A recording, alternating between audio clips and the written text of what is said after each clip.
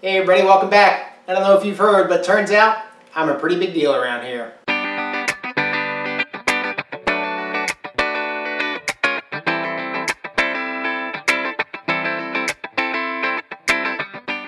Alright, so what I've got here is the latest issue of the Vintage Triumph. It's the magazine of the Vintage Triumph Register. They, with all the COVID stuff going on and all the shows that have been canceled and all that kind of stuff, they were looking for some help in populating the magazine, so they asked for some tech articles. So I submitted the tech article that I wrote for my blog a long time ago about replacing the throttle spindles in your HS2 carburetors, and they printed it. Pretty cool. So I also did a video on this. I'll put a link in the overhead here and put a link in the description of the blog post below. But pretty cool. Put the snaps on top of the doors. These are for the tonneau cover. So they would come around snapping in the back where the soft top goes, snapping around in there, and then clipping in here where the windshield is. I also got the seat belts from TRF. So these are not real cheap. They're about 40 bucks a side, but I wasn't going to use the old one. So they just simply clip into the hook here on one side and clip in on the other side, and you've got yourself a seat belt. Not a whole lot to it. On the when I was on the submarine, we had escape hatches. We had a couple of them, and we used to kind of say that the escape hatches were there just to make your mom feel good, and that's about how I feel about these seat belts. They're just there just to make you feel good, because they're really not going to probably do anything for you if you really need them. But anyway, so there's that. A little bit different today. I'm going to be playing with the carburetors. I centered the jets. Centering the jets is a little bit of black magic. I'm not confident enough in my ability to do that to actually show you guys how to do it. I'll tell you that there is a procedure in the workshop manual on how to do that. And essentially what it boils down to is there's a gland down here, and the needle from the piston will ride up and down in that gland and into the jet. And the further down the piston is, the needle sits all the way, the needle comes down through the carburetor and sits into here, and that taper on the needle is what essentially regulates the fuel flow to the engine. So as you increase the throttle, the piston lifts up because of the vacuum draw, and it opens up that needle a little bit and removes it from the jet down here, and the gas that you can see that's in the float chamber comes through this little corrugated or sprung loaded pipe into the jet and into the motor. So you want this piston to be just perfectly centered, as perfectly as you can get it in that gland. And it's moves just enough where if you don't have it, it will like lock up and not allow you to lift the piston. And if you have it properly, what you should hear is that little metallic click. So it's a lot of trial and error. It's not as bad as door gaps, I'll tell you that. But it is a lot of trial and error, and just to try to get everything to line up. So I've got both of these jet centered. You can just hear that little metallic click. That's what you want. The gland is all the way tightened. That's also what you want. Now what I'm going to do is put some Marvel Mystery Oil in there to get the dash pots. The workshop manual calls out for SAE 20, but no thicker than SAE 30. This is another one of those things where people have different opinions on everything. I've read that a lot of people use Marvel Mystery Oil. At the end of the day, I don't think it really matters all that much. But it tells you that the oil level is correct when the damper is approximately 1/4 inch above the dash pots when resistance is felt. So if you pull this damper out of here, it's got this little piston on it, and I'm going to pour oil down in there, and right about from the 1/4 inch I should start to feel resistance in here. Now you see I can't feel any really at all. But what you're feeling is the oil as it flows past this little piston here, right about when it's about 1/4 inch. It gives you a little picture of the workshop manual here. It gives you like approximate oil level. And looking at the picture, the oil level is probably right about there or so. So I'm going to eyeball it a little bit and also use the 1/4 inch thing that it calls out. So I'll take both of these plungers off here. Got my little funnel somewhere. Where'd I put it? There it is. Again, it doesn't take much. I don't know how much it's going to take, but it ain't a lot.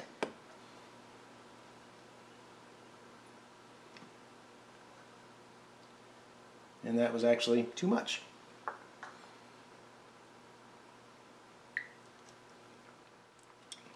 So you can kind of see I got some pressure in there.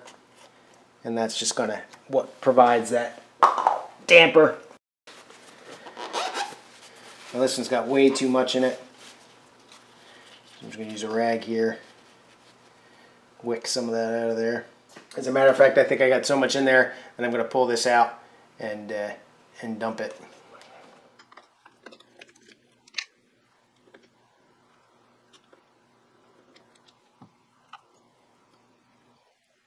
All right, got the cover and the spring there. Now the oil is inside of this tube, so I'm going to dump a little bit of this oil out, see what happens. All right, and these pistons only go in one way. Actually, while I'm here, show you the jet. Piston comes out.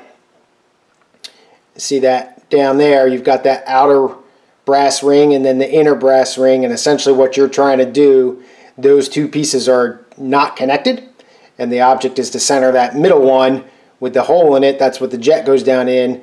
Try to center that as well as you can into the bridge, and you can kind of even see that it's not really all that centered, but it's not centered on the bridge, but it's centered for the jet as far as it easily riding up and down. So that's what really matters, not that you're centered in the bridge. So get that guy in there. We'll put this camera back here and see if I get any better.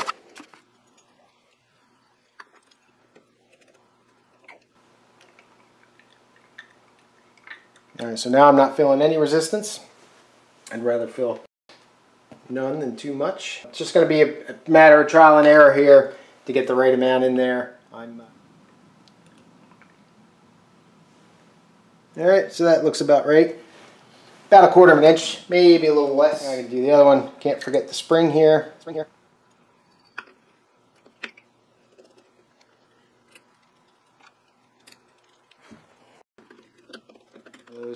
Alright, so I'm going to do the same thing to the other side. I'm not going to bore you with that.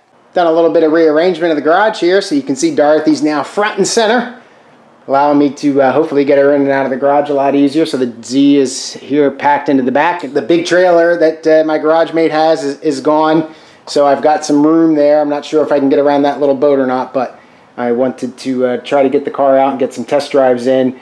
Unfortunately, at some point along the lines, I've lost brake fluid. I don't really know where it went. I can't find a leak physically, so I'm not quite sure, but I'm going to go ahead and set the car up again and get some gravity drain going, starting with the back wheel here like I've showed you before, and see if I can't at least get some brake pedal back, and then we'll see maybe about getting her out of here and getting some cruising around the parking lot. Just got done greasing the steering column.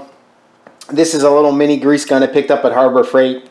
I don't remember how much it was. It was quite a while ago. It was on the 10 or 15 bucks or something like that. But what I'm going to try to do is use this to add oil to my trunnions, my front trunnions. Now there's some discussion, and I don't really quite understand why. A lot of people will grease the trunnions, but the workshop manual clearly calls out using 90 weight oil, 80 weight. So I have this Brad Penn stuff here. This is what I did for both the transmission and my differential. So I'm going to use that in the lower trunnions. Again, that's what the workshop manual calls out using is that type of oil and not grease. So I'm going to go ahead, get this grease gun set up. I expect it to probably leak all over the place since it's not really made for oil, and then see if I can't make it work. Alright, you can see the little grease fitting down here. I'm going to plug the thing in. I have a whole lot of grease in here, but it's essentially a pump to get oil out of the little rubber fitting down there, and then out of grease. So this is definitely not really a viable solution here to do this because it just doesn't hold the grease. But it worked, but it's not for the long term. So scrap that idea. Don't do that. Another option is this cartridge based, it's like a plunger kind of thing. Probably more people would be familiar with this, but essentially there's just a regular old fitting down here, and it just presses on top of the existing fitting, and you just kind of press to get it to move grease, or move oil in this case. So we'll just line it up there.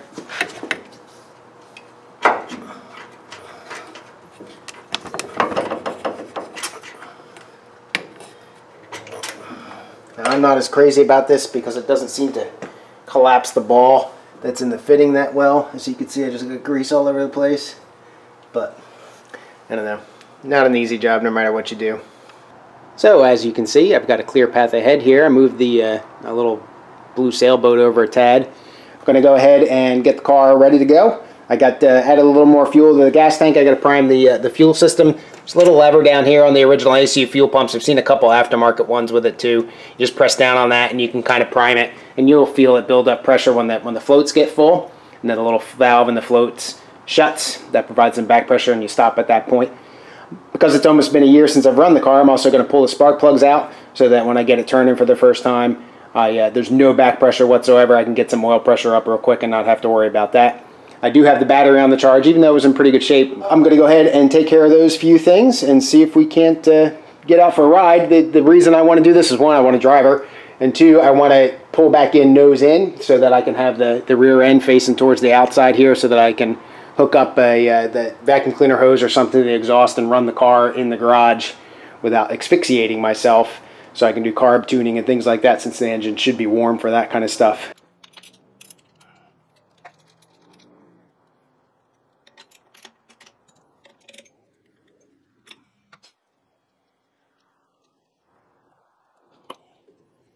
Pretty much all prepped and ready to go here. Got the plugs out, got the fuel primed, even though I don't read it right this second. Battery's connected. One of my favorite things about this car is the remote starter. The solenoid here is on the firewall with a little button on it that you can start the car. Now, I'm not going to hook up an oil pressure gauge to it or anything. I'm just going to go off the light, even though the light I think is like 3 or 4 pounds. It's not very much, but it'll give me enough to know. So you got to turn the ignition on to give yourself the oil light. It's green, which really doesn't make a whole lot of sense because if it's on, it's bad. So I'll just keep an eye on the light and crank it up here.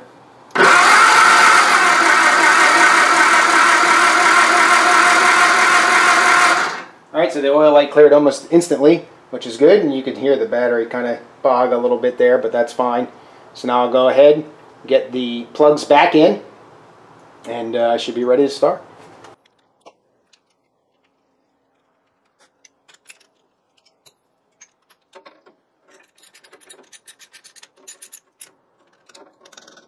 Put the plugs back in.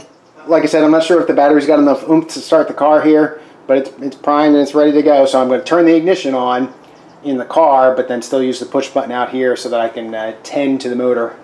Let's see if she fires here.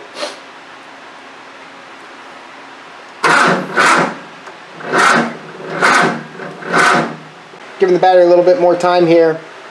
I'll show you something with the windshield wipers. When I first hooked them up, I had a problem with the windshield wipers moving down and then starting their normal stroke. I'll show you what I mean real quick. Obviously this thing isn't aligned properly. So you can see it moves, after it gets to its seating position, it rotates kind of the wrong way for a little bit. So what you do with that to fix that, I'll zoom in on the windshield motor here. In this portion under this cap is where the seating, the rest position, I can't remember what it's called, but this cap rotates and it adjusts that resting position. Well, it also adjusts the starting position as far as it having to rotate the other way. Because if you remember, even though this rotates this way, you just got an arm that moves in and back, converts that rotational motion into just an in and out motion so that you can draw the windshield wipers across the windshield. So as I would rotate this one way or the other, it's going to accentuate that initial turn to the wrong direction and then around. So I'm going to rotate it this way a little bit and just kind of trial and error until I see that the windshield wiper doesn't move down at all and just starts its sweep across the windshield right away. All right, a little bit more. Still a little bit more. If we go any further, what happens? Doesn't work. That's interesting. So obviously where I've turned it now is in the seating position. So now there's no electrical continuity. Remember, that's how this wire works. I put out a video on how the windshield wiper motor works. So right now this is not attached, so I got to turn it back just a little bit to pick up electrical continuity. And there we go. All right, so that's the trick, is to align that so it's just touching electrical continuity, so when you pull the windshield wiper switch it starts. Otherwise you're in the landing zone. There it is, landing zone. You're in the landing zone and you're not going to pick up any electrical continuity. So I'll go ahead, To turn this, by the way, I forgot to mention, these are little 1/4-inch bolts that hold this plate down. You got to loosen them up to give you some rotation. So I'll go ahead, I'll tighten those up, and then I'll get these windshield wipers put on there properly. Oh, I didn't show you what it looked like. You're able to see here that it doesn't move down. Starts to sweep right away. So we'll go ahead and tighten that up, get the windshield wipers properly aligned, and we'll be good to go. I could probably align it a little bit better, but I think it's good. The motor really struggles, or the battery, I should say, really struggles with the motor. But it lands pretty well. I can probably go down a couple clips. That the knurls are real fine. So I probably could go down a little bit farther. You see you got this big gap over here. So over here we'll get absolutely no cleaning whatsoever. But it's pretty good contact everywhere else. Again, I could probably go down a little further, obviously. But, you know, it is what it is for now. Alright, ignition on. Verify that my coils are all connected here. All the plug wires are tight. Alright, let's see if we get it. Yep, we got it.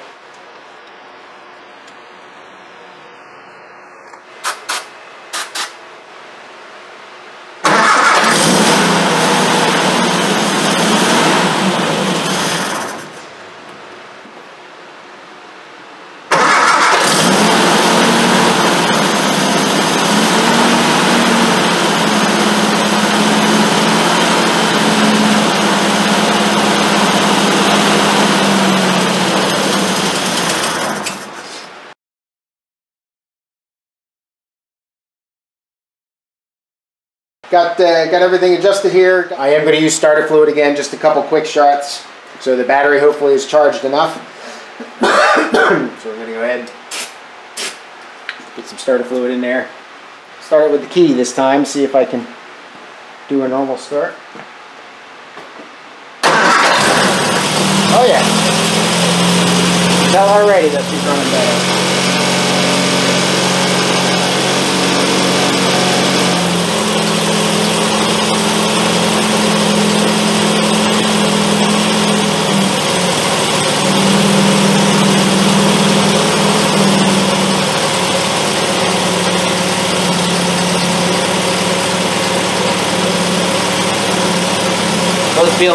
Both carburetors feel like they're sucking air pretty good. Still idling kind of high.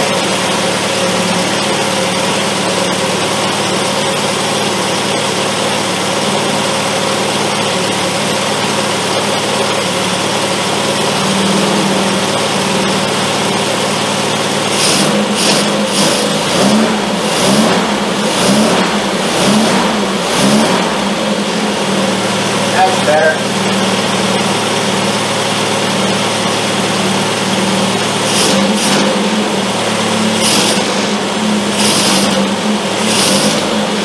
Still a little miss in there and stuff, but I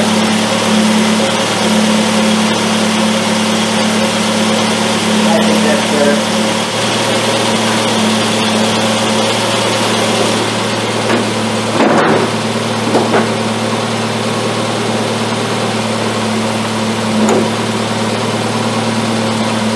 Alright, well, it's pretty hot today, but we're going to go for a quick little spin anyway.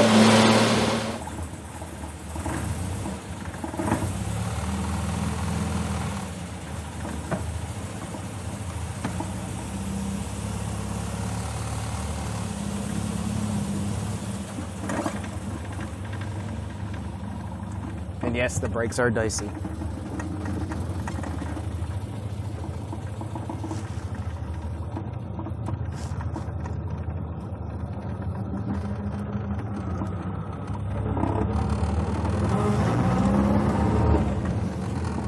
Such acceleration.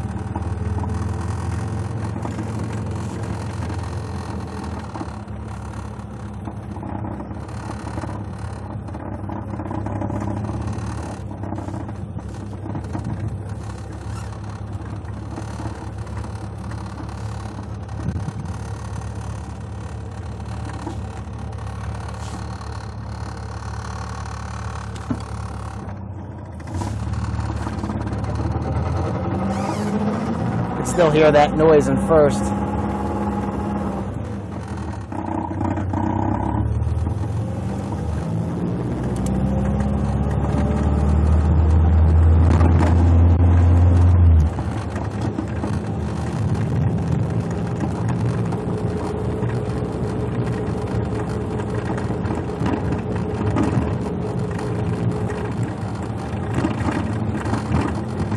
steering wheel's still a little crooked, better than it was. So proper alignment helps.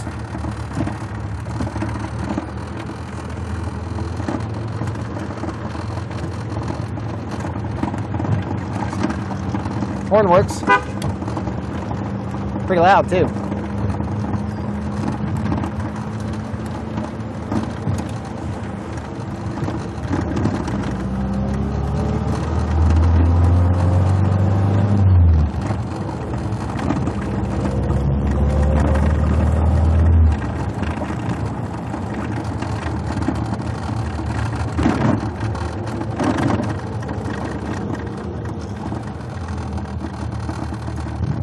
Signals work.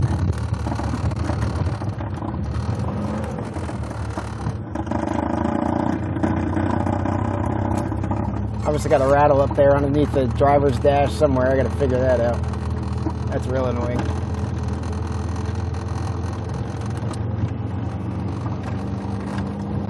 All right, we'll nose it into the garage here.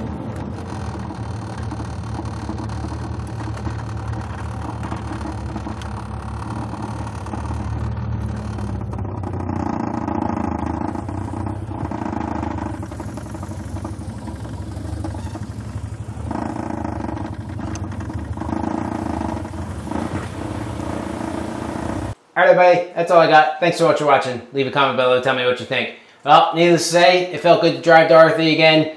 Outside of some tuning issues and tightening up the final suspension and the once over, I think she's ready for the DMV inspection. I'll see if I can get an appointment made, get her on the road finally. So thanks so much for watching. Thanks for everybody's support. Have a good rest of your day. Cheers.